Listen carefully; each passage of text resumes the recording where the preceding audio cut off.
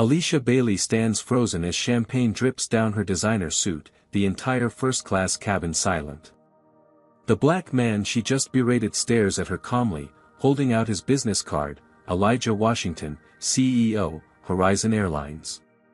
Behind him, flight attendants exchange knowing glances as realization dawns on her face.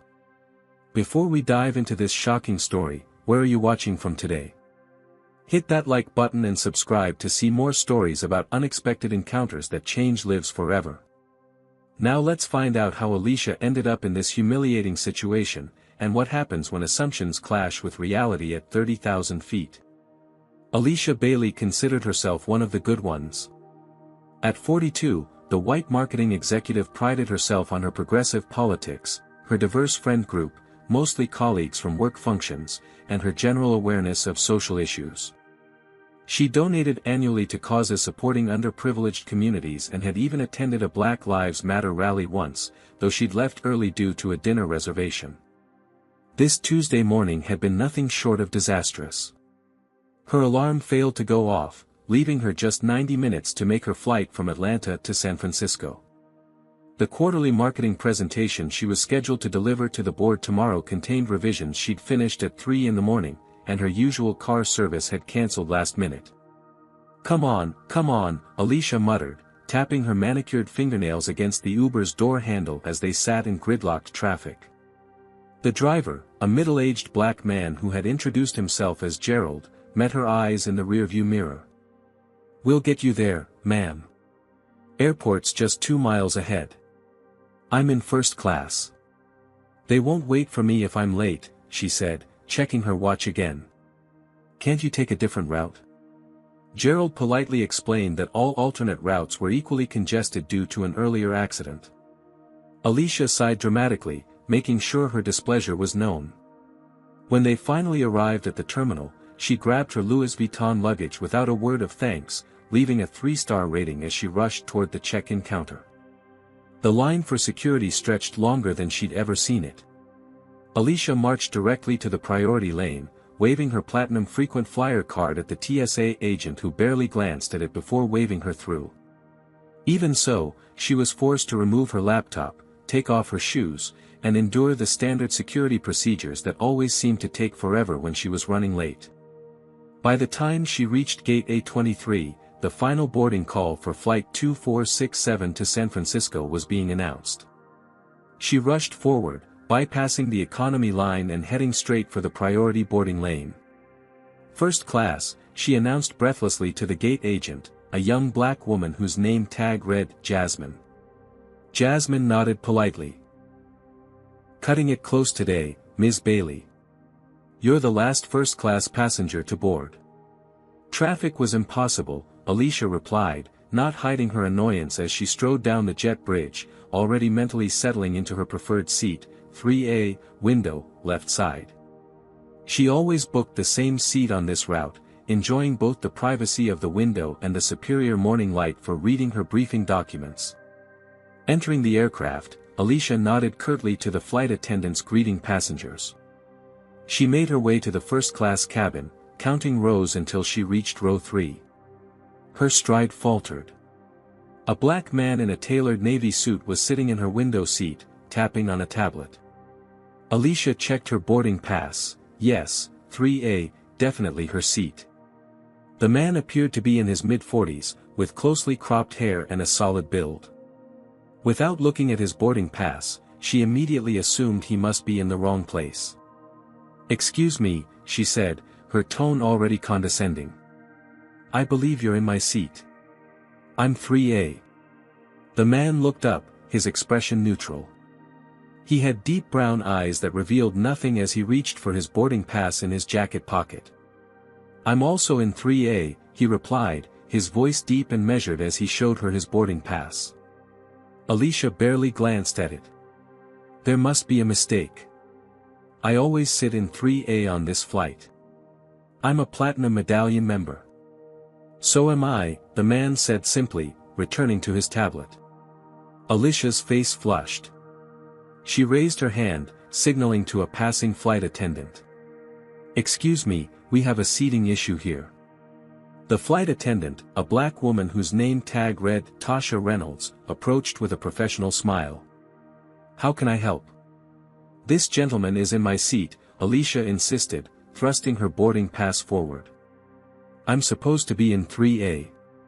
Tasha looked at both boarding passes carefully. "Ms. Bailey, it appears there's been a change in your seat assignment.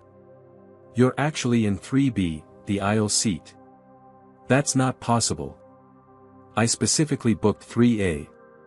I always sit in 3A. "I understand your preference," Tasha replied patiently, "but according to our system, Mr. Washington is assigned to 3A for this flight, and you're in 3B. Both are excellent first-class seats." Alicia felt her chest tighten with indignation. She looked from Tasha to the man, Mr. Washington, who had returned to his work without comment, as if the interaction was already over. "This is ridiculous," Alicia muttered, loud enough to be heard. "I don't understand how this could happen." Several other first-class passengers were watching the interaction now, some with discomfort, others with barely concealed interest in the drama unfolding. "Would you like me to check if there's another window seat available in first class?"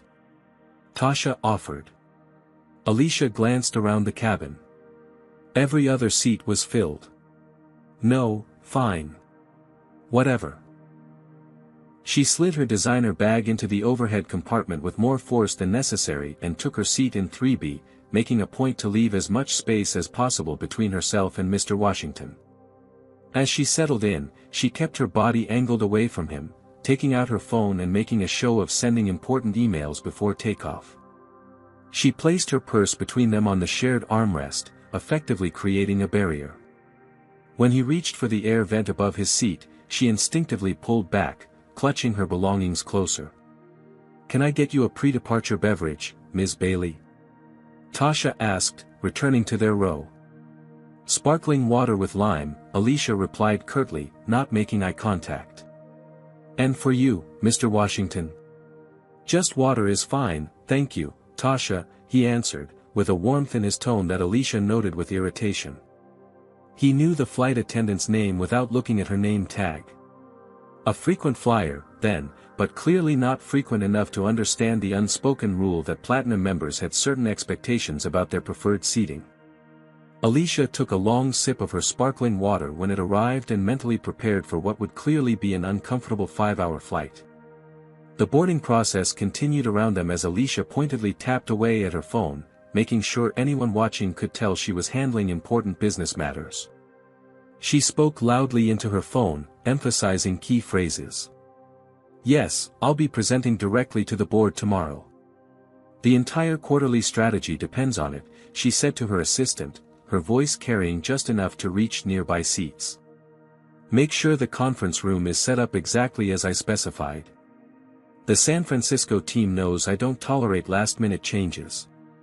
From her peripheral vision, she noticed Mr. Washington hadn't glanced up once from his tablet. This somehow annoyed her even more.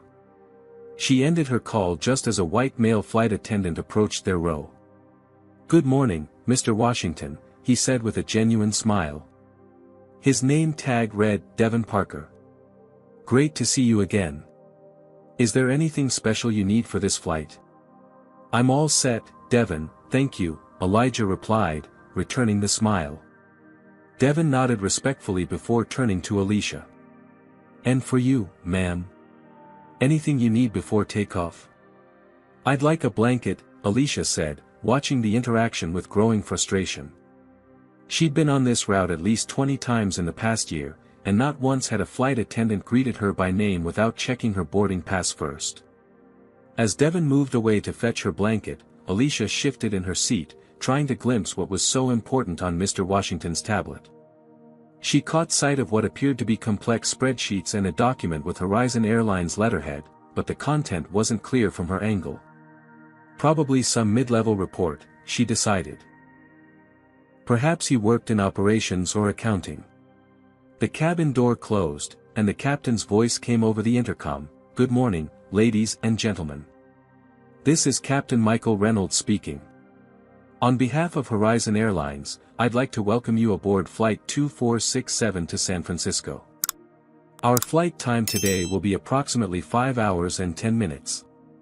We're expecting clear skies for most of our journey, with a small patch of turbulence as we cross the Rockies. We're currently third in line for takeoff, so we should be in the air shortly. The safety demonstration began as Alicia half listened, having seen it countless times before. She noticed that several flight attendants, including Tasha and Devon, seemed to make eye contact with Mr. Washington during various points of the presentation, subtle nods of acknowledgement that struck her as unusual. As the plane taxied toward the runway, Devon returned with Alicia's blanket and a fresh glass of water for Mr. Washington, who hadn't requested one. "Just wanted to make sure you're hydrated before takeoff, sir," Devon said. "I appreciate that, Devon," Elijah replied. Alicia wrapped the blanket around herself, watching this exchange with growing suspicion. She had a theory forming. The special treatment, the familiarity with the crew, the automatic deference. She'd seen it before with certain types of passengers. The plane accelerated down the runway and lifted into the air. Once they reached cruising altitude and the seatbelt sign dinged off, the first-class drink service began. Devon approached their row first. "Mr. Washington, your usual Talisker neat?" "Perfect, thank you," Elijah confirmed. "And for you, ma'am?" Devon turned to Alicia. "Champagne," she said, eyeing Mr. Washington's premium scotch. "So, are you an athlete or in entertainment?" she asked him directly as Devon moved away to prepare their drinks. Elijah looked up from his tablet, mild surprise registering on his face. "Neither," he replied simply. "Oh," Alicia said, undeterred. "I just noticed the crew seems to know you well. Most people don't get that kind of recognition unless they're, someone. I fly this route frequently," he offered, his tone neutral but not inviting further conversation. Devon returned with their drinks. Alicia noticed her champagne was served in a standard first-class flute, while Mr. Washington's scotch came in what appeared to be a crystal tumbler she'd never seen used on board before. "We have a selection of breakfast options this morning," Devon announced. "French toast with caramelized bananas, veggie frittata, or the protein plate with Greek yogurt and berries." "I'll have the protein plate," Alicia said. Devon nodded, then turned to Elijah. "Chef Marcus prepared something special for you, Mr. Washington. Will that be suitable?" "That sounds excellent. Please thank him for me," Elijah replied. Alicia took a long sip of her champagne, irritation building. Special meal preparations. Crystal glassware. She'd spent over $50,000 on Horizon flights last year alone and had never been offered anything beyond the standard first-class menu. "You must be a very frequent flyer," she pressed, unable to contain her curiosity and annoyance. "You could say that," he replied, returning to the document on his tablet. Alicia studied him more carefully now. His suit was bespoke, she could tell from the perfect fit. His watch was a subtle but expensive Patek Philippe. He wore no visible jewelry besides the watch and a simple wedding band. Nothing flashy or ostentatious that would mark him as newly wealthy. Old money, perhaps. Or corporate success. The mystery irritated her almost as much as losing her window seat. She took another drink of champagne and decided she would simply have to endure this flight. Opening her purse, she located her sleeping pill, deciding that unconsciousness was preferable to sitting in the wrong seat next to this inexplicably privileged man. She swallowed the pill with the last of her champagne and reclined her seat slightly, hoping to sleep through at least half the journey. As she closed her eyes, she heard Devon speaking quietly to Mr. Washington about some operational matter concerning the airline, but the pill was already taking effect, and she drifted into an uneasy sleep, her last conscious thought being a vague suspicion that perhaps Mr. Washington wasn't just any ordinary passenger after all. A sudden jolt woke Alicia 2 hours later. Her neck was stiff, and as she blinked away her medication-induced grogginess, she realized her tray table had been lowered with a half-finished meal in front of her. She had no memory of being served or eating anything. More alarmingly, her glass of water had tipped over, spilling onto the important presentation documents she'd placed on her tray. No, no, no, she gasped, grabbing napkins to blot the spreading moisture. Several pages were already ruined, the ink bleeding across her carefully prepared charts. Without thinking, she turned to Mr. Washington, who was reviewing what appeared to be financial statements. "Did you bump my tray?" she demanded.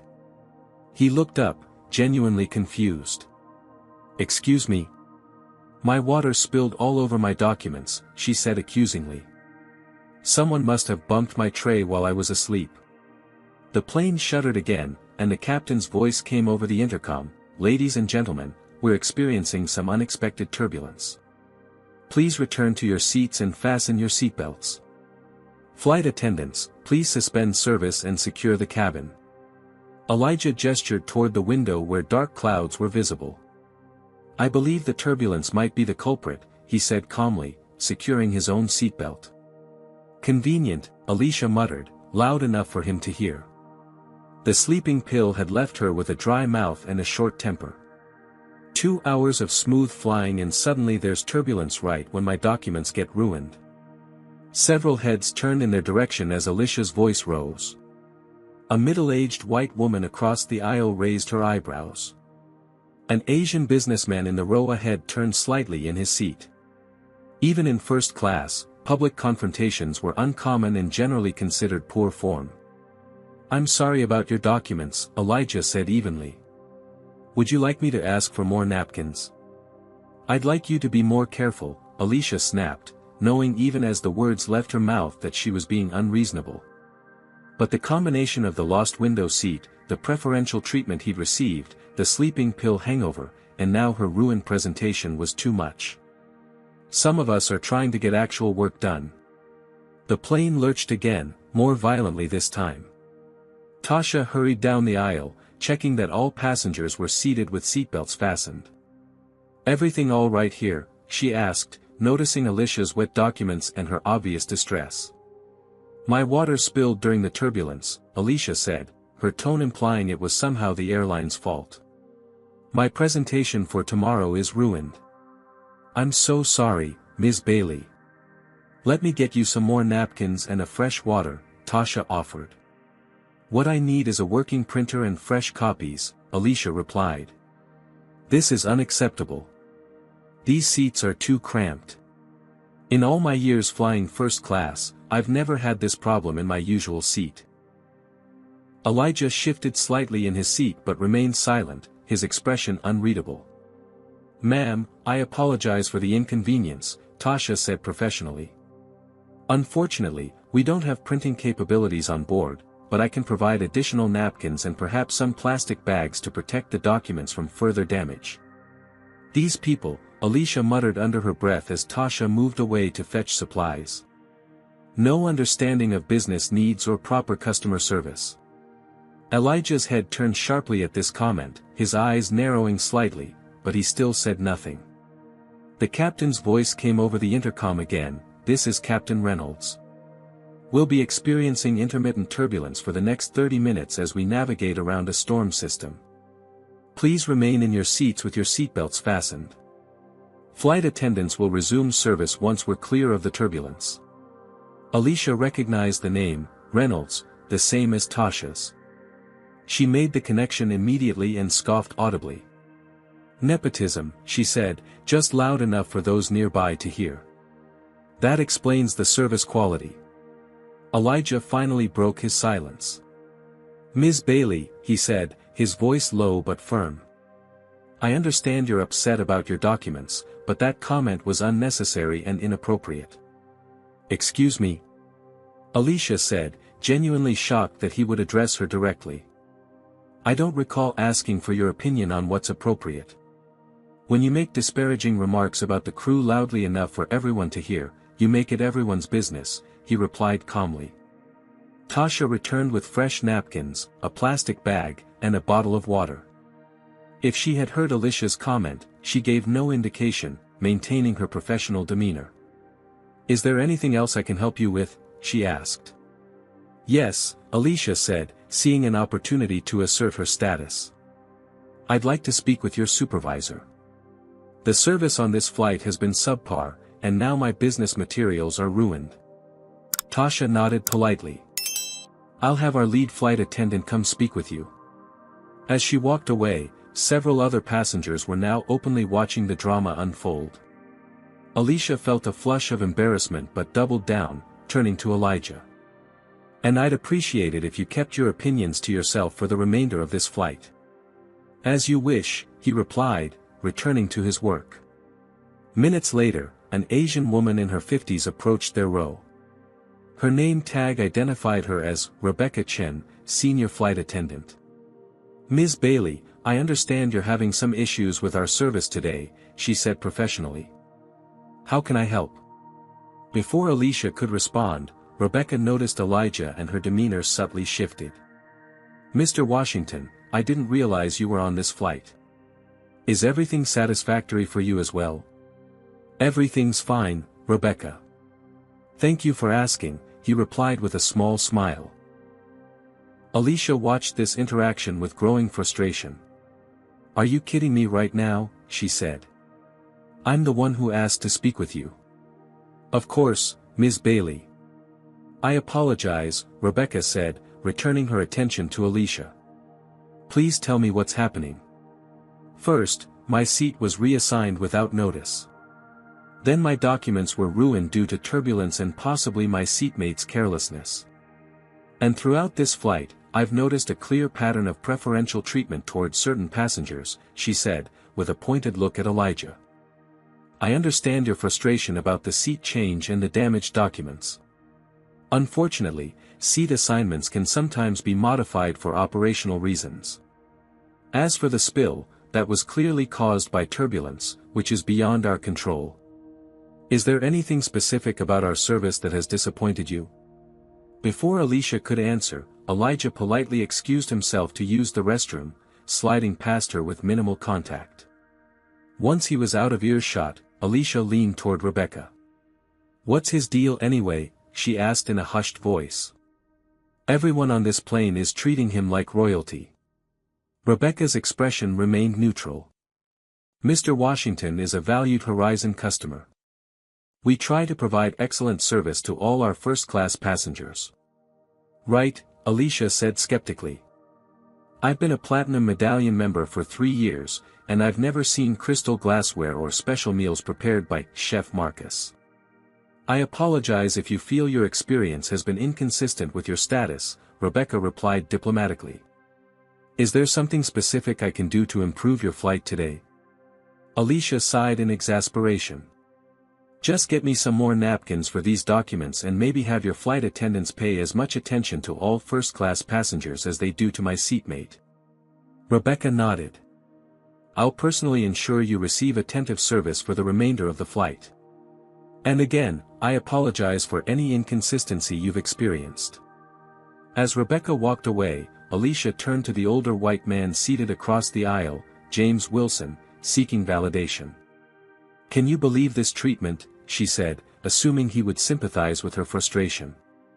To her surprise, James looked distinctly uncomfortable. Actually, he said quietly, leaning closer so others wouldn't hear, I think you might want to be careful about how you're approaching this situation. What do you mean? Alicia asked, taken aback. That gentleman you've been speaking to, James said, nodding toward Elijah's empty seat. Do you know who he is? Obviously someone important to this airline, Alicia replied sarcastically. A celebrity or major shareholder, I'm guessing. James Wilson's expression remained serious. Ms. Bailey, I believe you're making a grave error in judgment. I happen to work for Horizon Airline's board of directors. Alicia's eyes widened. Oh, she said, suddenly interested in cultivating this potential connection. I didn't realize. That man, James continued, lowering his voice further, is not just important to this airline. He's... But before he could finish, Elijah returned to his seat, and James immediately straightened in his chair, nodding respectfully to Elijah before returning to his magazine. Alicia was left wondering exactly what James had been about to reveal as the flight continued through patches of turbulence, her ruined documents forgotten as she pondered the mystery of her seatmate. What do you think is going on here? Comment number 1 if you think Alicia is overreacting, or number 2 if you believe she's justified in her complaints about the service. Like and subscribe to see what happens next in this first-class confrontation. Has anyone ever treated you differently because of assumptions they made about you? The truth about Elijah is about to start coming out, and Alicia won't be prepared for what she discovers. As the turbulence subsided, the cabin crew prepared for meal service. Alicia sat in uncomfortable silence, James Wilson's unfinished warning replaying in her mind. She stole glances at Elijah, who had returned to reviewing documents, seemingly unbothered by the earlier confrontation. When she caught James looking in their direction again, she raised her eyebrows questioningly, but he merely shook his head slightly and returned to his magazine. Whatever he had been about to tell her, he wasn't going to elaborate with Elijah present. Devon approached their row, this time pushing a cart with covered plates.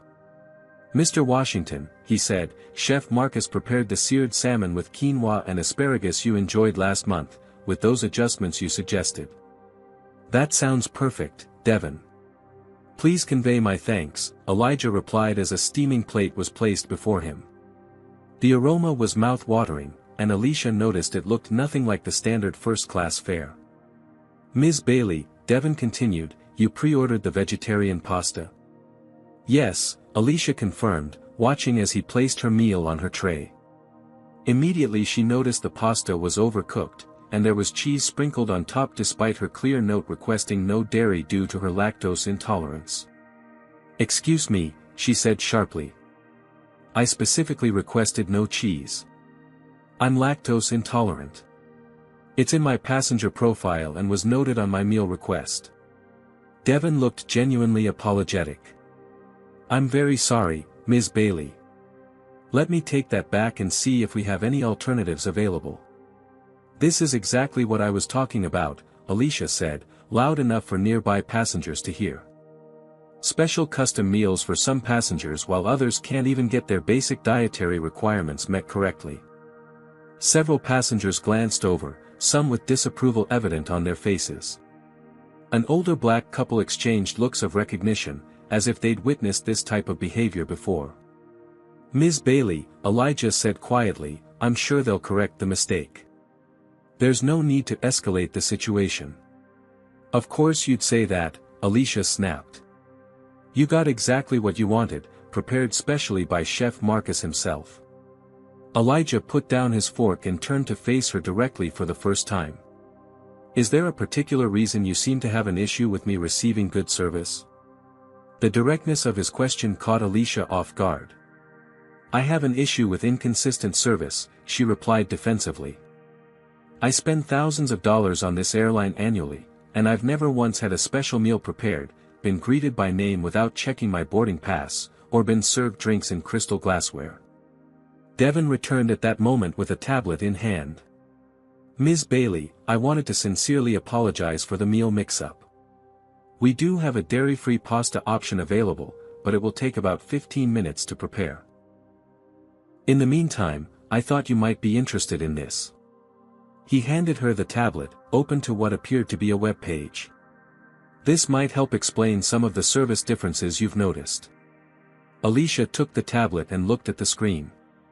It displayed Horizon Airlines' executive web page. There, prominently featured at the top of the leadership team, was a professional photo of Elijah Washington with the title, Founder and Chief Executive Officer.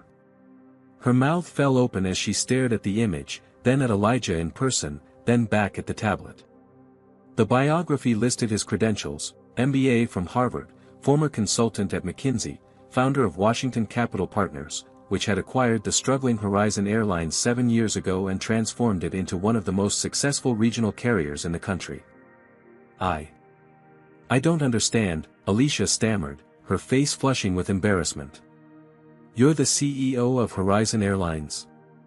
"Founder and CEO, yes," Elijah confirmed calmly. "But why are you flying commercial? Don't you have a private jet or something?" The question tumbled out before she could stop herself. "I fly our commercial routes regularly," he explained. "It helps me understand the customer experience firsthand and identify areas for improvement." Alicia handed the tablet back to Devon, her mind racing. She had spent the past 3 hours antagonizing the CEO of the airline she was currently flying on, the airline she frequently used for all her business travel. The implications were just beginning to sink in. "I had no idea," she said, attempting damage control. "I apologize if I seemed frustrated earlier." "Apology accepted," Elijah said simply, returning to his meal. Devon left with a promise to return soon with her corrected meal. Alicia sat in mortified silence, processing this revelation. She glanced around the cabin and realized many of the other passengers were watching her with expressions ranging from amusement to second-hand embarrassment. Had they all known who he was except her? Attempting to salvage the situation, Alicia tried a different approach. "So, Mr. Washington, have you been with Horizon long?" she asked, her tone suddenly friendly and conversational. "Since the beginning," he replied. "I founded it 7 years ago." "That's impressive," she said with forced enthusiasm. "I actually live in Oakwood Heights now. It's such a lovely area." Something flickered in Elijah's expression. "Oakwood Heights? That's where I grew up, actually." "Really?" Alicia said, genuinely surprised. Oakwood Heights had been a predominantly black neighborhood that had undergone significant gentrification in recent years. Property values had tripled as wealthy white professionals moved in, renovating historic homes and opening trendy businesses. Alicia had purchased her Victorian townhouse there 2 years ago and was active in the neighborhood association that pushed for improvements to the area. "My parents still live there," Elijah continued. "They've owned their house on Maple Street for 40 years. Alicia felt a twinge of discomfort as she recalled conversations with friends about improving the neighborhood and bringing civilization to what they had called a developing area. She had even complained at association meetings about some of the longtime residents' resistance to the changes being implemented. "It's changed a lot recently," she offered cautiously. "Yes, it has," Elijah agreed, his tone neutral but his eyes watching her carefully. Before the conversation could continue, the plane lurched violently. Overhead compartments burst open, and oxygen masks dropped from the ceiling panels. Alicia gasped as her remaining water spilled across her lap. "Ladies and gentlemen, this is your captain speaking," came Captain Reynolds' voice, tension evident despite his professional tone. "We've encountered severe turbulence. Please remain in your seats with your seatbelts fastened and oxygen masks on if they've deployed in your section. Flight attendants, secure the cabin immediately." Screams and gasps filled the cabin as the plane dropped several hundred feet in seconds. Alicia gripped her armrests, her knuckles white, all thoughts of her damaged documents and Elijah's identity momentarily forgotten. Across the aisle, an elderly black woman was struggling to reach her oxygen mask. Without hesitation, Elijah unfastened his seatbelt, steadied himself against the violent shaking of the aircraft, and helped secure the woman's mask before returning to his seat. "Are you all right?" he asked Alicia, who was visibly shaken. She nodded mutely, too frightened to speak. The captain's voice returned, "Crew, prepare for immediate descent.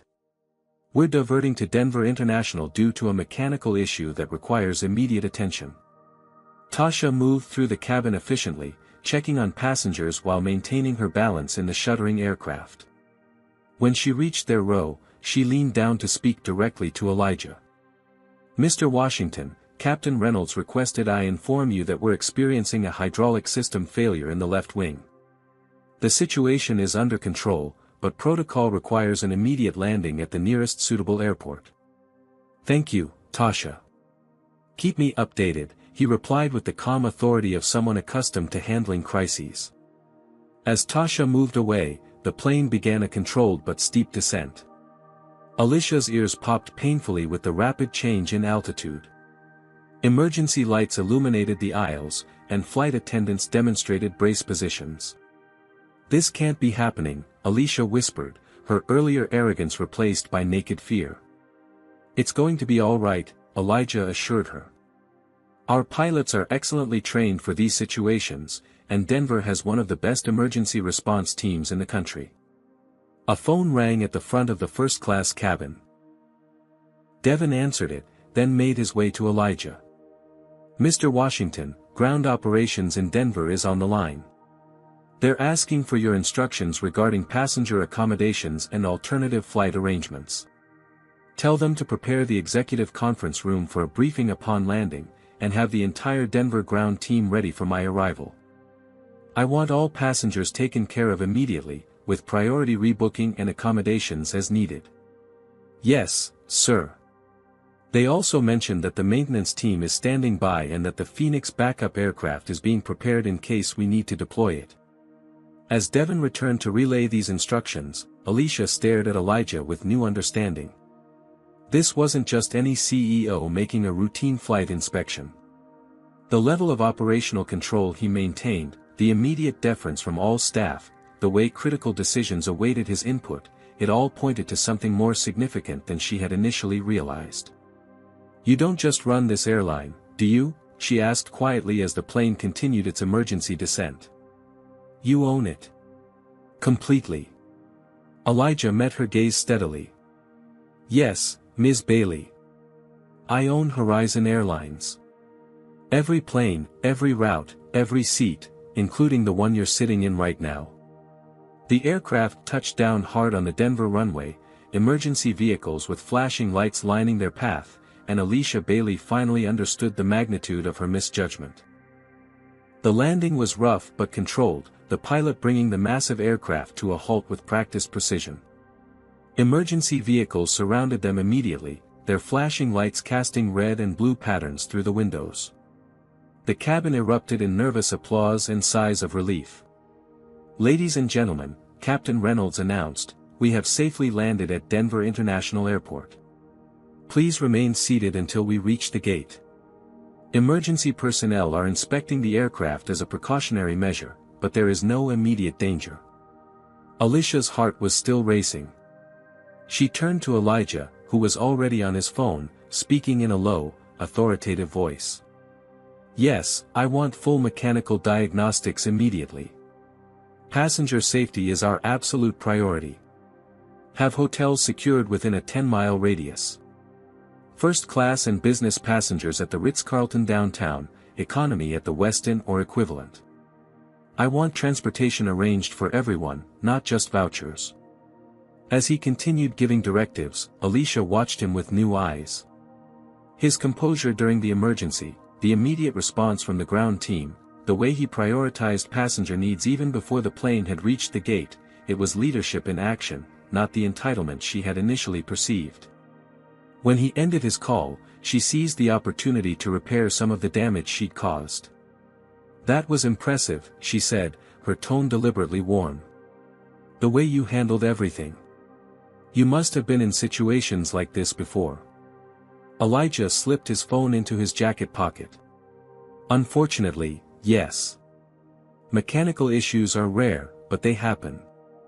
The key is having protocols in place that prioritize safety while minimizing disruption." "Well, I'm grateful for your expertise," Alicia continued, laying the charm on thick.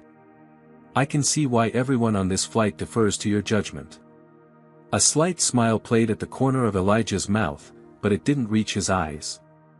"Ms. Bailey, I appreciate the sentiment, but this sudden change in your demeanor is unnecessary."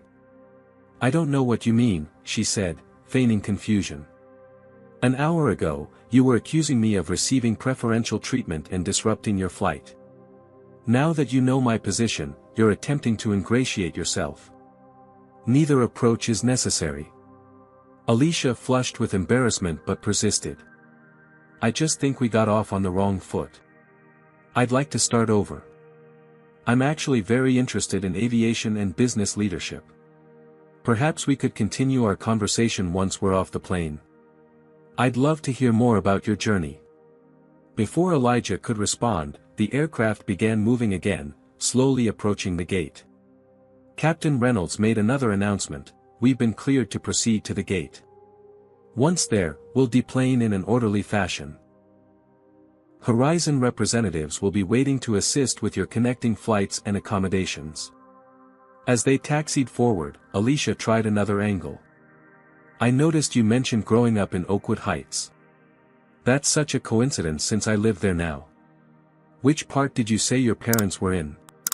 Maple Street, Elijah replied, his tone neutral. They've lived in the same house since before I was born. Oh, that's the historic district now. Those beautiful old Victorians. I'm just a few blocks away on Elmwood. It's become such a vibrant community recently. Elijah's expression remained unreadable.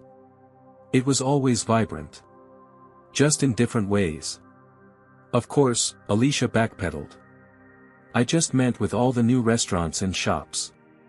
The area has really developed. You mean gentrified, Elijah stated plainly. Alicia swallowed uncomfortably. Well, I suppose some would call it that.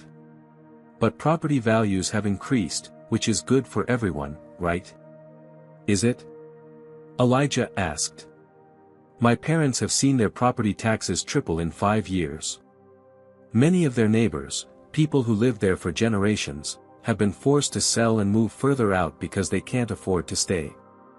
The soul of the neighborhood has been systematically extracted and replaced with artisanal coffee shops and yoga studios. Alicia remembered her neighborhood association meetings where they had strategized ways to encourage certain businesses to relocate and cheered when long-standing community establishments closed to make way for upscale boutiques. She had personally voted against renewal of permits for a local jazz club that had operated for 50 years, complaining about the noise and the element it attracted. I hadn't thought about it that way, she admitted, though her tone suggested otherwise. The plane came to a complete stop at the gate, and the seatbelt sign dinged off. Immediately, Elijah's phone rang again. He answered briefly, then stood as the cabin door opened. If you'll excuse me, he said to Alicia, I need to address the situation. As he moved toward the front of the cabin, Devon approached him. Mr. Washington, the executive team is assembled in the conference room as requested. Maintenance reports the hydraulic issue is reparable but will require at least 8 hours. Thank you, Devon. Please ensure all passengers are personally assisted with their connections and accommodations. Alicia watched as Elijah exited the aircraft first, greeted by a line of uniformed Horizon employees who had been waiting for his arrival. Through the windows, she could see more staff assembled on the jet bridge, tablets in hand, clearly awaiting instructions. She gathered her belongings, including her damp documents, and followed the other first-class passengers off the plane. In the terminal, the scene was one of efficient organization. Horizon employees were stationed at multiple podiums, directing passengers to various service points based on their needs. As Alicia approached one of the desks, she spotted Elijah at the center of a group of executives, reviewing information on multiple screens. One man in particular seemed to be deferring to him extensively, a tall, distinguished-looking white man in his 60s. Name, please, asked the agent at the desk. Alicia Bailey, first class, she replied, emphasizing her cabin status. The agent tapped at her keyboard. Ms. Bailey, we've arranged accommodations for you at the Ritz-Carlton downtown. A car will be waiting to transport you once you've received your luggage. We anticipate having you on a flight to San Francisco tomorrow morning at 9 a.m. Thank you, Alicia said, impressed with the efficiency. Could you tell me who that man is? She asked, gesturing toward the older white executive speaking with Elijah. That's Mr. Gregory Patterson, our chief operating officer, the agent replied. Alicia nodded, watching the interaction with interest. Even from a distance, it was clear that Patterson, despite his senior position and age, was deferring completely to Elijah's judgment. She overheard fragments of their conversation as they moved closer to where she stood. Unacceptable solution, Greg, Elijah was saying firmly. Putting economy passengers on standby for tomorrow's flights while guaranteeing seats only for premium classes. That's not how we operate. But the logistics of rebooking everyone immediately. Patterson began. Then solve the logistics, Elijah cut in. Charter additional aircraft if necessary.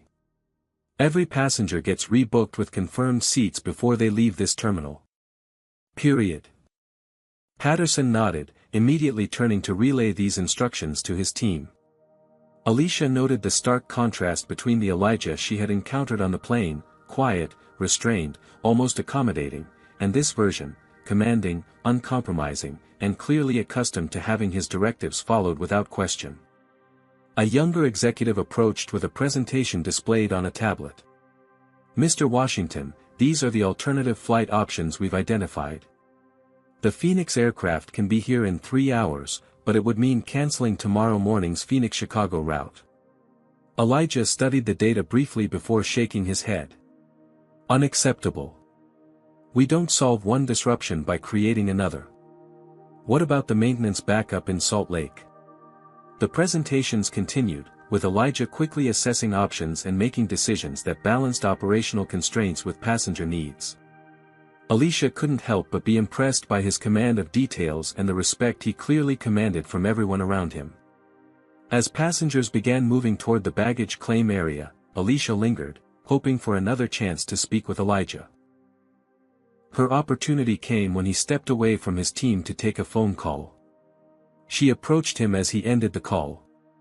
"Mr. Washington," she began, "I just wanted to thank you for ensuring we're all taken care of so efficiently." Elijah nodded politely. "It's our responsibility, Ms. Bailey." "I was wondering if I could speak with you privately for a moment," she asked. After a brief hesitation, he gestured toward a quiet corner of the terminal. "I have a few minutes." Once they were relatively alone, Alicia adopted her most contrite expression. "I want to sincerely apologize for my behavior on the flight. I had no idea who you were, and I was stressed about my presentation tomorrow."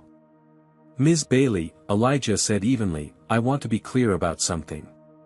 The issue wasn't that you didn't recognize me as the CEO. The issue was how quickly you made assumptions and how you treated those you perceived as beneath you." Alicia blinked, taken aback by his directness. "I don't think I treated anyone as beneath me. You referred to our flight attendant as, these people, who don't understand etiquette. You made derogatory comments about Captain Reynolds and Tasha, implying nepotism rather than earned positions. You questioned why I would receive any special treatment, suggesting I must be an athlete or entertainer because those were the only ways you could imagine a black man in first class receiving recognition." Alicia felt her face burning with shame as he calmly recounted her behavior. "I've been flying commercial my entire life," Elijah continued. "Before I owned this airline, I was a baggage handler here at Denver International, working my way through community college." "You were a baggage handler?" Alicia couldn't hide her surprise. "For 3 years. Then customer service for 2 more. I worked operations while getting my business degree at night. After business school, I founded a small regional cargo airline that eventually became Horizon when we expanded to passenger service." His story stunned her. She had assumed he was from wealth, perhaps an investor who had simply purchased the airline. "I had no idea," she said softly. "Most people don't.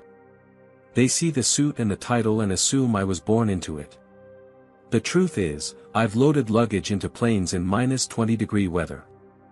I've calmed panicked passengers during emergencies. I've cleaned vomit from seats between flights. I know every aspect of this business because I've lived it." Alicia stood speechless, her carefully constructed worldview crumbling around her. "Ms. Bailey, I don't expect special treatment when I fly. I sit in seat 3A because I want to observe the wing during takeoff and landing. It's a habit from my days in operations. The crew recognizes me because many of them have worked with me for years, not because I demand recognition." The truth of his words hit her like a physical force. All her assumptions about his entitlement, about the preferential treatment, about his background, had been completely wrong.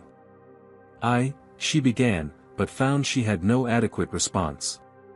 At that moment, a security officer approached them. "Mr. Washington, is everything all right here?" he asked, eyeing Alicia with suspicion. Elijah smiled reassuringly. "Everything's fine, Officer Reynolds. Ms. Bailey and I were just having a discussion about perspective." Officer Reynolds nodded and stepped back but remained nearby. "Did you call security on me?"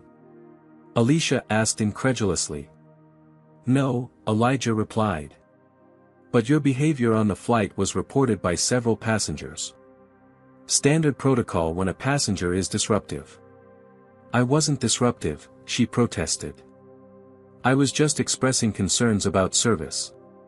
Ms. Bailey, you raised your voice multiple times, made racially charged comments, and created an uncomfortable environment for those around you. By any definition, that's disruptive. Seeing that Officer Reynolds was still watching, Alicia lowered her voice. Are you going to have me removed? Elijah considered her for a moment. No. I believe in second chances, Ms. Bailey. Everyone has bad days and makes poor judgments. What matters is how we learn from them. With that, he nodded politely and rejoined his executive team, leaving Alicia to contemplate the full magnitude of her misjudgment and the unexpected grace she had been shown by a man she had so fundamentally underestimated. The Denver International Airport was in a state of controlled chaos. Hundreds of passengers from Flight 2467 crowded the terminal, some anxious about missed connections, others on phones frantically rearranging plans. In the midst of this, Horizon Airline staff moved with remarkable efficiency, directing people to various service points. Alicia followed the crowd toward a large private lounge that had been opened specifically for their flight's passengers. Inside, refreshments were being served, and additional Horizon representatives were handling rebooking and accommodation arrangements. Through the glass walls of the lounge, she could see Elijah surrounded by airline staff. He was reviewing documents, giving directions, and occasionally speaking directly to passengers who approached him. Unlike most executives who might delegate such work during a crisis, he was in the trenches, personally overseeing the response. As Alicia watched, a professionally dressed woman approached her. Ms. Bailey? I'm Jennifer Morris, Customer Experience Director for Horizon. We've arranged your transportation to the Ritz-Carlton, and your luggage will be delivered directly to your room within the hour. Thank you, Alicia replied, surprised by the personalized attention. That's very efficient. Mr. Washington insists on comprehensive care during disruptions, Jennifer explained. Your boarding pass for tomorrow morning's flight has been sent to your email, and we've arranged a car to bring you back to the airport. Is there anything else you need while you're in Denver? Alicia thought about her ruined presentation documents. Actually, yes. I had some important papers damaged during the flight. Is there a business center where I could recreate and print them? Of course. The hotel has a fully equipped business center, but if you prefer, we can have a Horizon representative assist you with that this evening. Many of our executives carry portable printers for situations like this. That won't be necessary, Alicia said quickly, not wanting to take advantage after her earlier behavior. The hotel's facilities should be fine. As Jennifer moved on to assist other passengers, Alicia noticed Elijah again. He was now deep in conversation with Gregory Patterson and a group of men in maintenance uniforms, examining what appeared to be technical diagrams of the aircraft. She tried to approach them but was politely intercepted by a staff member. I'm sorry, ma'am, but Mr. Washington is in an emergency operations meeting right now. Is there something I can help you with? No, I just... Alicia hesitated. I wanted to speak with him again. I understand. Mr. Washington will be addressing all passengers shortly with updates. Reluctantly, Alicia retreated to a seating area where other first-class passengers had gathered. She recognized James Wilson, the board member who had tried to warn her about Elijah's identity. He nodded at her but didn't invite conversation, his earlier friendliness replaced with professional distance. An announcement came over the lounge speakers. Ladies and gentlemen, we apologize for the disruption to your travel plans today. Mr. Elijah Washington, CEO of Horizon Airlines, will be addressing all passengers regarding our next steps. Please gather in the central area of the lounge. The crowd shifted, forming a semicircle around a small platform where Elijah now stood. Despite the crisis, he appeared composed and in command. Good afternoon, he began, his deep voice carrying without a microphone. First, I want to thank you all for your calm and cooperation during our emergency landing. As you know, we experienced a hydraulic system failure that, while not catastrophic, required immediate attention for safety reasons. He proceeded to explain the technical issue in accessible terms, neither oversimplifying nor using excessive jargon. It was clear he understood the mechanics intimately. Our maintenance team estimates repairs will take approximately 8 hours, which means we cannot continue our journey on this aircraft today. However, we have implemented our passenger care protocol, which means each of you will receive confirmed rebooking on tomorrow's flights, hotel accommodations appropriate to your ticket class, meal vouchers, and transportation. A murmur of appreciation ran through the crowd. Most airlines would have issued vouchers and left passengers to fend for themselves, or at best, put premium passengers in hotels while economy class waited standby for future flights.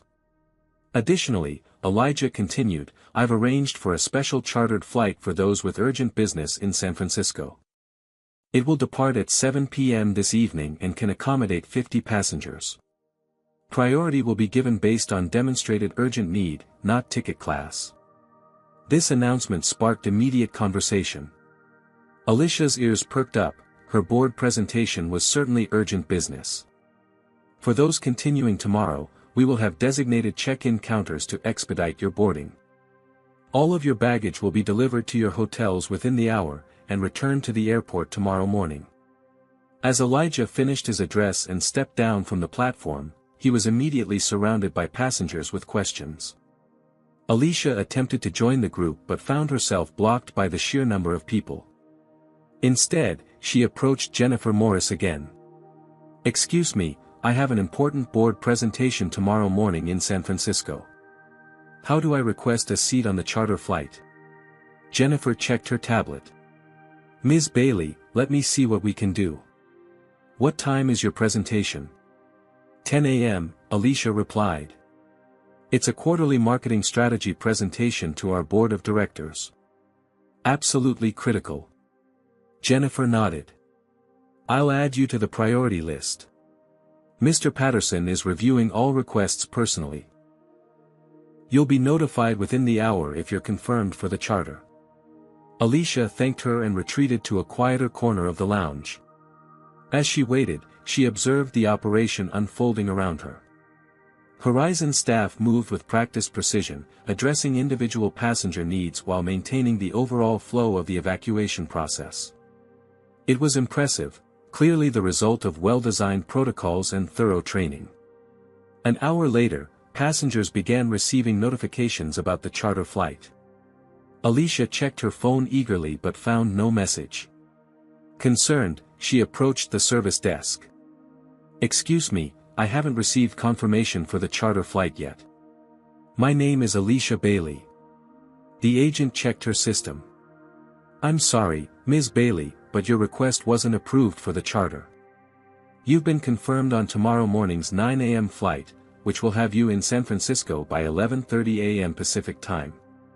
But my presentation is at 10 a.m., Alicia protested. I explained this to Jennifer Morris. This is completely unacceptable. Let me see if Mr. Patterson can speak with you, the agent offered, sensing Alicia's rising frustration. Minutes later, Gregory Patterson approached her. In person, he was tall and distinguished-looking, with silver hair and wire-rimmed glasses. Ms. Bailey, I understand you have concerns about your rebooking, he said professionally. Yes, I specifically requested the charter flight because I have a critical board presentation tomorrow morning at 10 a.m. Instead, I've been booked on a flight that won't arrive until after my presentation is supposed to start. Patterson consulted his tablet. I see your request here. Unfortunately, the charter flight priority was determined based on several factors. We had passengers with medical appointments, family emergencies, and time-sensitive legal obligations. Your presentation, while important, wasn't categorized as an urgent priority. Not urgent. This is a quarterly board presentation that could determine the direction of our entire marketing strategy for the next fiscal year. I understand, Patterson replied calmly. However, we had limited seats and had to make difficult decisions. We've arranged for you to have access to video conferencing facilities at the hotel if you'd like to conduct your presentation remotely. This is ridiculous, Alicia said, her voice rising. I'm a Platinum Medallion member, and I paid for first class. Surely that counts for something. Ms. Bailey, Patterson said, his tone cooling slightly. Mr. Washington was very clear that charter priority would be based on urgency of need, not ticket class or status. Those were his explicit instructions. Then I want to speak with him directly, Alicia demanded. Patterson hesitated. Mr. Washington is currently in a meeting with maintenance regarding the repair schedule. I'm authorized to make all passenger arrangements in his absence. I insist on speaking with him, Alicia pressed. This is my career we're talking about. Is there a problem here? Came a familiar voice. Elijah had approached without Alicia noticing. Mr. Washington, she said immediately, there's been a mistake with my rebooking.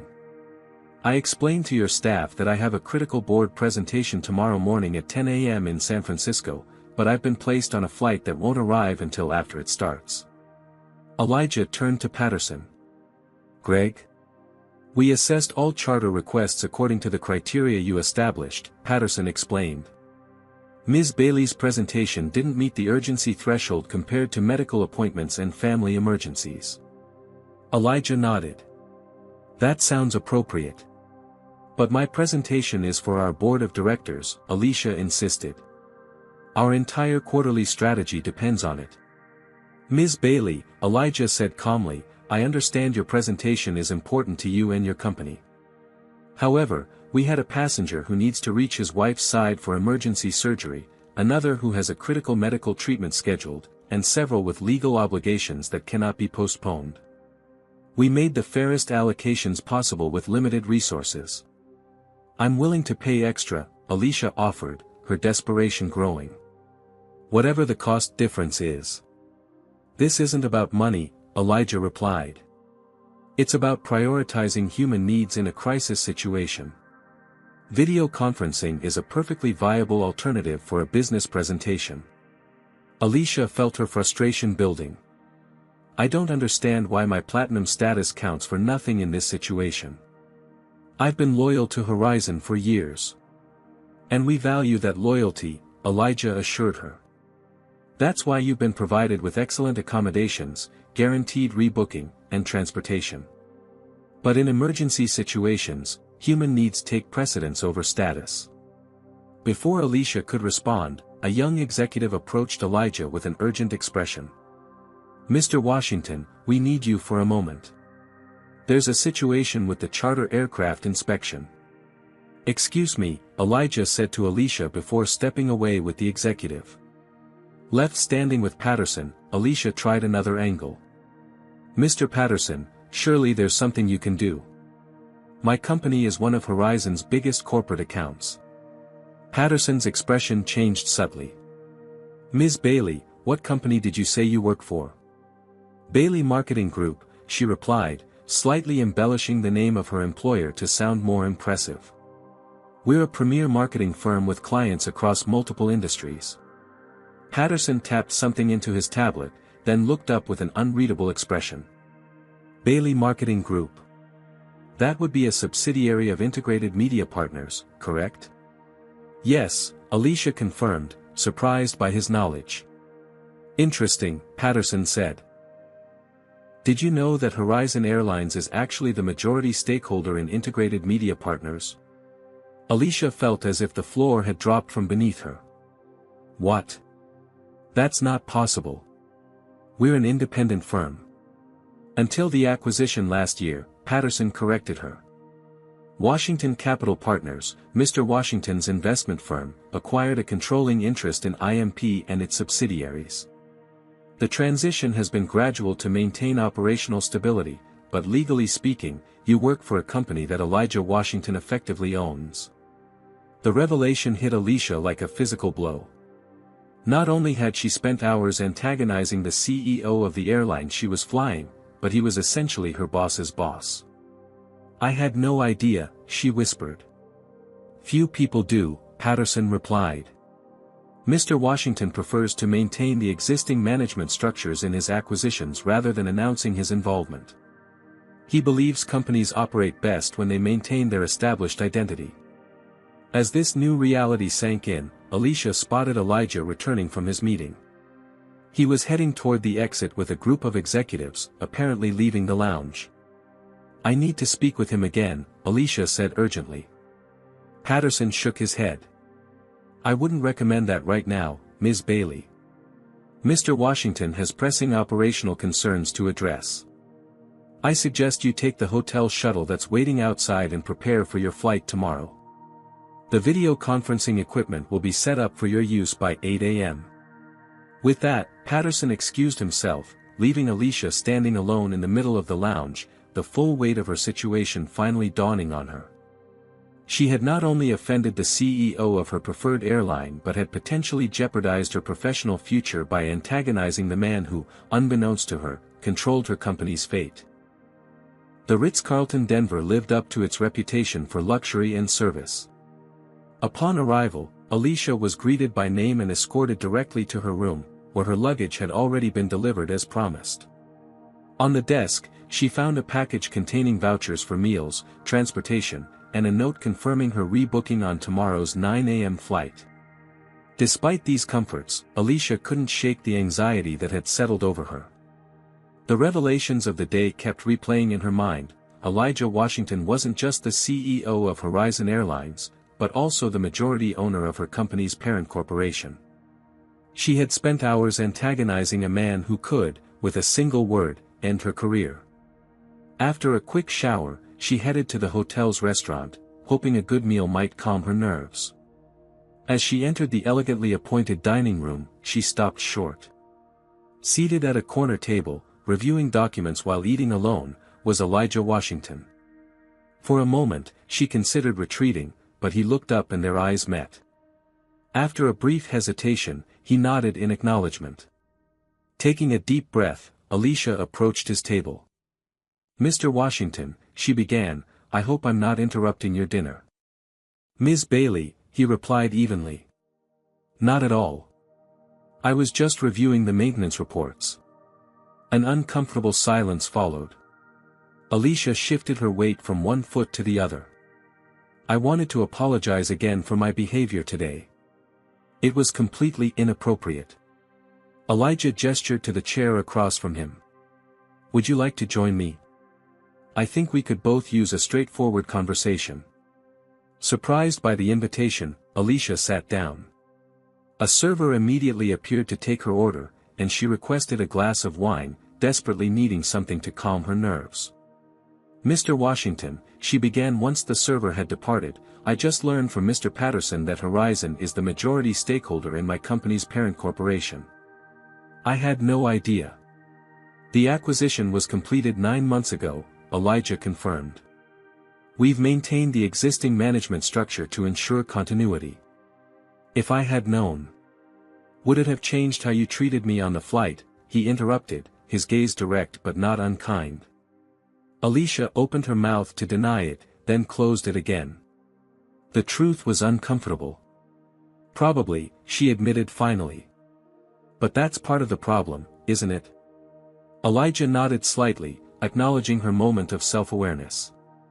"Ms. Bailey, I've been in business long enough to recognize when someone is offering an apology because they've been caught, not because they're genuinely sorry." Her wine arrived, and Alicia took a larger sip than she intended. "That's fair," she said. "But I am genuinely sorry now. Not just because of who you are or what it might mean for my career, but because I've had time to reflect on my behavior." "Tell me about this reflection," Elijah said, pushing his plate aside to give her his full attention. Alicia took another sip of wine. "When I first sat down next to you on the plane, I made immediate assumptions. I saw a black man in my preferred seat, and I automatically assumed you were in the wrong place. And when you discovered I wasn't, I was annoyed. I couldn't understand why you were receiving what I perceived as special treatment. I assumed it must be because you were famous in some way, an athlete or entertainer, because those were the only explanations that made sense to me for why a black man would be treated with such deference. Elijah's expression remained neutral. Go on. When I discovered you were the CEO, I was shocked. That didn't fit my mental model at all. And then when Mr. Patterson told me you started as a baggage handler and worked your way up, that challenged my assumptions even further. What assumptions were those?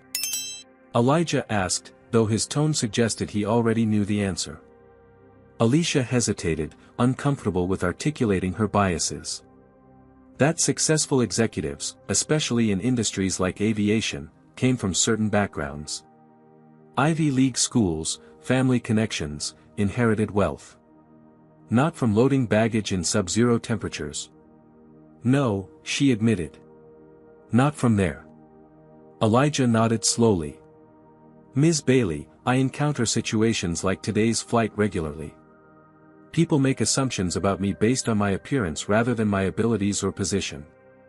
It happens in first-class cabins, in boardrooms, even in my own neighborhood.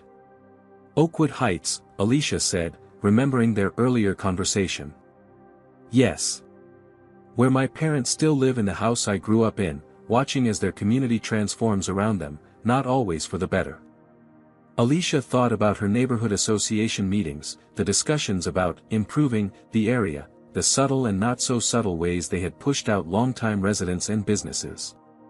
She had never considered how these changes might be perceived by those who had built their lives their generations before she arrived. I've experienced this kind of treatment throughout my career, Elijah continued. When I started Horizon, I couldn't get meetings with investors. When I did, they spoke to my white deputy CFO instead of me, assuming he was in charge. When I fly my own airline, flight attendants who don't know me sometimes try to direct me to economy even when I have a first-class boarding pass. His calm recounting of these experiences made them all the more powerful. There was no self-pity in his tone, just a matter-of-fact description of his reality. I don't know what to say, Alicia admitted. You don't need to say anything. I'm not telling you this to make you feel guilty. I'm telling you so you understand that what happened today wasn't an isolated incident for me or for many others. It's a pattern we navigate constantly. Alicia nodded, taking in his words. Can I ask you something? She said after a moment. Why did you intervene with that security officer at the airport? You could have let him remove me after how I behaved. Elijah considered her question. Do you remember when I told you I worked as a baggage handler? Yes. During those years, I observed how airlines treated passengers during disruptions. The big carriers were quick to categorize upset customers as disruptive and have them removed, especially when those customers were people of color. When I founded Horizon, I established a different approach. We differentiate between passengers who are genuinely threatening safety and those who are simply having a bad day or reacting to stress. And you thought I was just having a bad day? Alicia asked. I thought you were operating from a place of unexamined bias rather than malice, Elijah clarified. There's a difference between someone who needs education and someone who needs removal. The honesty of his assessment was both uncomfortable and refreshingly direct. Alicia took another sip of her wine, letting his words sink in. Throughout my career, Elijah continued, I've had two options when confronted with bias. I could call it out directly and be labeled angry or difficult, or I could remain silent and endure it.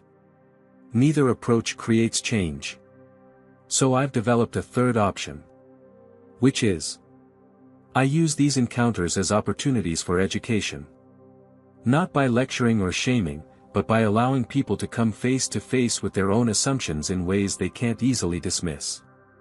Alicia thought about how the revelation of his identity had forced her to confront her biases more effectively than any diversity training session she'd attended. I could have had you removed from the flight, Elijah acknowledged. I could have you fired tomorrow. But what would that accomplish? You'd feel victimized rather than enlightened, and nothing would change. So this conversation is part of my education? Alicia asked, a hint of defensiveness creeping into her tone. This conversation is happening because you approached my table, Elijah reminded her with a slight smile. I'm simply being honest with you. Alicia nodded, acknowledging the truth in his statement. Well, I'm listening. And I'm learning. Good, Elijah said. That's all anyone can ask for. As they continued their conversation, Alicia found herself genuinely engaged in hearing about Elijah's journey, how he had worked night shifts loading baggage while taking community college classes during the day, how he had earned scholarships to business school, how he had identified inefficiencies in the regional airline industry that larger carriers had overlooked. For the first time, she was listening not to curry favor or protect her job, but because she was genuinely interested in understanding a perspective different from her own. And in that understanding, she began to recognize the patterns of assumption and privilege that had shaped her interactions not just with Elijah, but with countless others throughout her life. As their dinner concluded, Elijah checked his watch. I should get back to the operations center. The maintenance team will be finishing their work soon, and I need to review their reports before authorizing the aircraft's return to service. Of course, Alicia said. Thank you for taking the time to speak with me. As they both stood, Elijah extended his hand. Your flight tomorrow will get you to San Francisco by 11:30. The hotel has arranged for the video conferencing to be ready by 8 a.m. if you need it for your presentation. Alicia shook his hand. Thank you. For everything. As she watched him leave the restaurant, Alicia realized that despite the humiliation and anxiety of the day, she had been given a rare opportunity, not just a second chance professionally, but a chance to recognize and begin addressing biases she hadn't even acknowledged she held. With that realization came an unexpected sense of gratitude toward the man she had so severely misjudged. The next morning dawned clear and cold in Denver. Alicia woke early, determined to prepare for her board presentation despite the circumstances. The hotel had set up the promised video conferencing equipment in a private meeting room, allowing her to connect with her team in San Francisco to review last-minute details. They won't expect you to be there in person, given the flight situation, her assistant assured her over the video call. Mr. Daniels already announced you'd be presenting remotely due to a mechanical issue with your flight. I appreciate that, Alicia replied, reviewing her slides one final time. I'll sign on at 9:45 a.m. Pacific for the 10 a.m. start. With her presentation prepared and her professional concerns temporarily addressed, Alicia headed downstairs to catch the shuttle to the airport. The lobby was filled with passengers from yesterday's flight, all making their way back to Denver International for their rebooked departures. Outside, a fleet of luxury coaches waited to transport them. Alicia boarded the first available bus, finding it comfortably appointed with leather seats and refreshments. As they departed for the airport, she noticed other displaced passengers commenting on the exceptional handling of the disruption. I've never seen an airline respond like this, remarked an elderly gentleman seated across from her. Usually they give you a voucher and leave you to figure it out yourself. Horizon has always been different, replied his companion. That's why we fly with them whenever possible. Their corporate culture is truly passenger-focused. Alicia listened to these conversations with new interest. Before yesterday, she would have considered herself a discerning traveler with high standards. Now she recognized that her standards had often been entitlement, her discernment merely a reflection of status anxiety. Arriving at Denver International, passengers were directed to dedicated check-in counters where Horizon staff efficiently processed their rebooked flights. Alicia approached the first-class counter, presenting her ID and boarding pass. Good morning, Ms. Bailey, said the agent, a young black woman whose name tag read Jasmine, the same gate agent from Atlanta who had checked her in yesterday. We have you confirmed on Flight 859 to San Francisco, departing at 9 a.m. from Gate B23. Your seat assignment is 4B. Not first class. Alicia asked before she could stop herself. Jasmine checked her screen. I'm sorry, Ms. Bailey. It appears your reservation was modified last night. You've been reassigned to Economy Plus. There must be some mistake, Alicia said, feeling her chest tighten. I was booked in first class on the original flight. Let me double-check, Jasmine said, typing something into her computer. Yes, I see the change was made at 11:42 p.m. last night. The note indicates it was an executive override. Executive override? What does that mean? It means the change was authorized at the executive level, Jasmine explained carefully. I don't have the authority to reverse it. Alicia felt a flush of embarrassment mixed with indignation. I need to speak with a manager immediately. Of course, Jasmine replied professionally. Mr. Patterson is supervising the rebooking process this morning. I'll page him for you. As Jasmine made the call, Alicia stood fuming at the counter. All around her, other passengers were being processed efficiently, many expressing gratitude for Horizon's handling of the disruption. The contrast between their experience and hers was not lost on her. Gregory Patterson appeared a few minutes later, tablet in hand. Good morning, Ms. Bailey. I understand there's an issue with your reservation. Yes, there certainly is, Alicia said, struggling to keep her voice even. I was booked in first class on yesterday's flight, but somehow I've been downgraded to Economy Plus for today's flight. This is completely unacceptable. Patterson checked his tablet. I see the change in the system. It was authorized by Mr. Washington himself. By Mr. Washington? Alicia repeated, stunned. After their conversation last night, she had believed they had reached an understanding. Why would he do that? I can't speak to his specific reasoning, Patterson replied carefully. But I can tell you that these decisions are never made arbitrarily. This is discrimination, Alicia said, lowering her voice but unable to hide her anger. I'm going to file a formal complaint.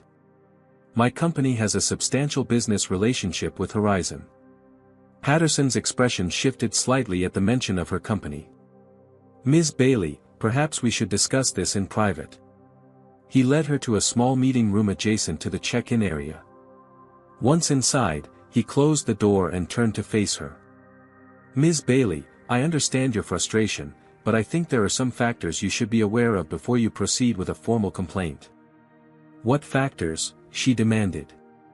As I mentioned yesterday, Horizon, or more specifically, Washington Capital Partners, is the majority stakeholder in Integrated Media Partners, your parent company. Yes, I'm aware of that now, Alicia said impatiently. What you may not be aware of is that the board meeting you're presenting at today isn't just about quarterly marketing strategies. Patterson paused, seeming to choose his words carefully. The board is meeting to discuss a complete acquisition of Bailey Marketing Group by Horizon's parent company. Alicia felt as if the air had been sucked from the room. Complete acquisition? What does that mean?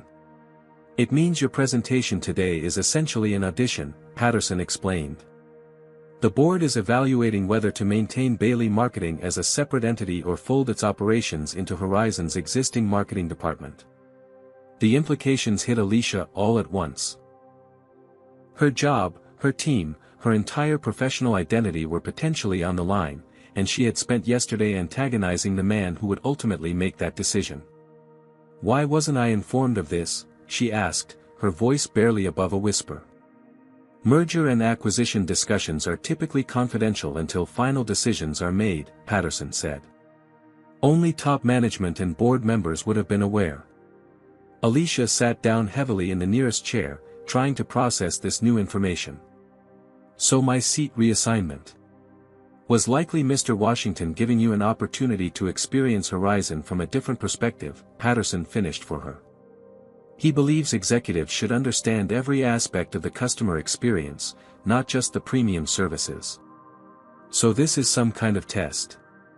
Alicia asked incredulously. I would characterize it as an opportunity for growth, Patterson replied diplomatically. Mr. Washington often says that true leadership requires empathy, and empathy requires experience.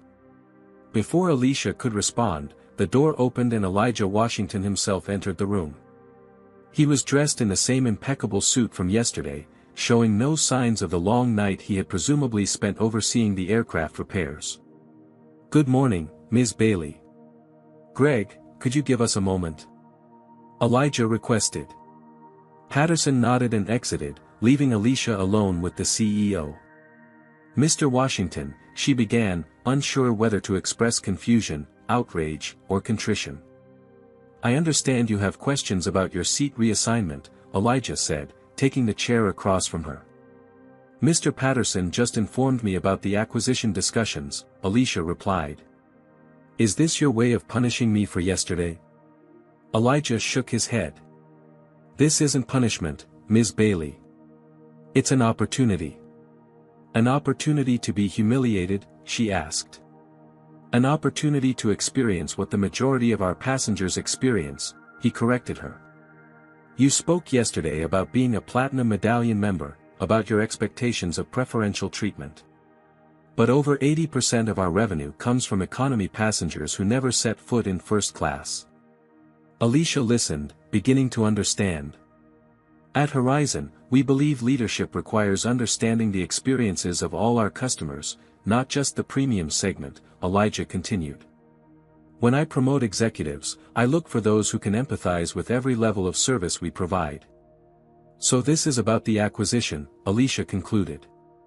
You're evaluating whether I'm suitable for leadership in the combined company. Partly, Elijah acknowledged. But it's also about giving you a chance to demonstrate growth after our conversation last night. You said you were learning. This is a practical application of that learning. Alicia considered his words carefully.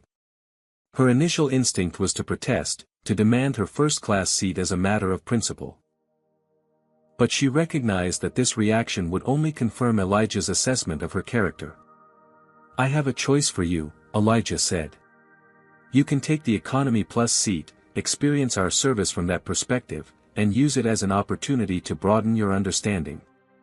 Or I can have Jasmine issue you a full refund, and you can book a flight on another carrier.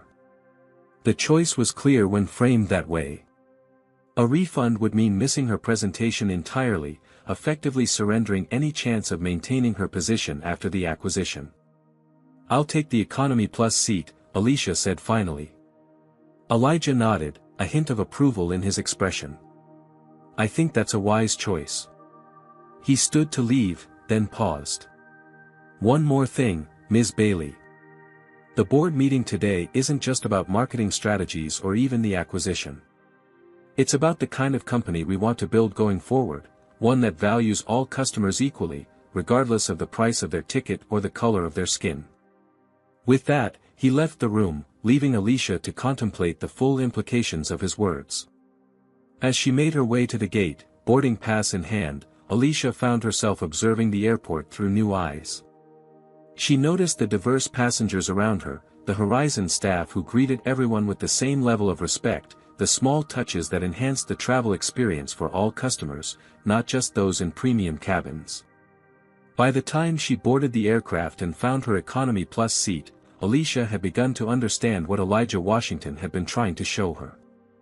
It wasn't just about airline seats or corporate acquisitions. It was about recognizing the humanity in everyone, regardless of status or appearance. As the plane took off toward San Francisco, Alicia opened her laptop and began revising her presentation. The marketing strategy she had prepared suddenly seemed shallow and status-focused. If she was going to have any chance of surviving the acquisition, she needed to demonstrate that she understood Horizon's values she was only now beginning to truly comprehend. 6 months later, the expansive ballroom of the Horizon Airlines headquarters in Atlanta was transformed for the company's annual holiday celebration. Twinkling lights hung from the ceiling, creating a starry effect above the hundreds of employees gathered to celebrate another successful year.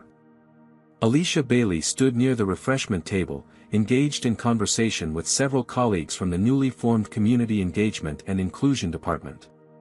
Her position was different now, no longer the high-powered marketing executive she had been, but something she had come to value more. The response to the Neighborhood Business Initiative has been incredible, said Tasha Reynolds, who had transferred from flight operations to join Alicia's team. 10 local shops in Oakwood Heights have received support, and we've helped prevent 3 long-standing businesses from closing. That's what this work is all about, Alicia replied, genuine enthusiasm in her voice. Ensuring that progress doesn't come at the expense of community. The journey to this moment had been challenging. After her flight to San Francisco 6 months ago, Alicia had indeed presented to the board, not just the marketing strategy she had prepared, but a revised approach that incorporated what she had learned from her experience with Elijah Washington. She had spoken candidly about her awakening, proposing a new marketing direction that would focus on community integration rather than status-based exclusivity. To her surprise, the board had been receptive, particularly when Elijah himself had voiced support for her ideas. The acquisition had proceeded, but instead of being terminated or sidelined, Alicia had been offered a new role, leading a department focused on community engagement and inclusion initiatives for the combined company. Her first project had been in Oakwood Heights, working with longtime residents and business owners to ensure they benefited from the neighborhood's changing dynamics rather than being displaced by them. The initiative had involved everything from rent stabilization programs for local businesses to community-led development planning. "Remember that soul food restaurant on Maple Street?" asked Devin Parker, who had also joined her team after years as a flight attendant. "The owner told me yesterday that their business has increased 30% since we featured them in the employee dining program." "Mrs. Washington's cooking deserves to be celebrated," Alicia replied with a smile, referring to Elijah's mother, whose restaurant had been a neighborhood institution for decades. The irony wasn't lost on her. 6 months ago, she had been campaigning to have the restaurant's business license restricted due to parking concerns. Now, she was one of its most vocal advocates. A hush fell over the room as Elijah Washington took the small stage at the front of the ballroom. As always, he carried himself with quiet confidence, his presence commanding attention without demanding it. "Good evening, Horizon family," he began, his deep voice carrying throughout the space. "What a year it has been. Despite industry challenges, market volatility, and more than a few storms both literal and figurative, we've emerged stronger than ever." He proceeded to highlight the company's achievements, record customer satisfaction scores, expanded routes, innovative service improvements, and significant community initiatives. Alicia listened with pride, particularly when he mentioned the neighborhood business preservation program she had spearheaded. After his address, as employees mingled and celebrated, Elijah made his way through the crowd, greeting people personally. When he reached Alicia's group, everyone straightened slightly, showing the natural respect his presence commanded.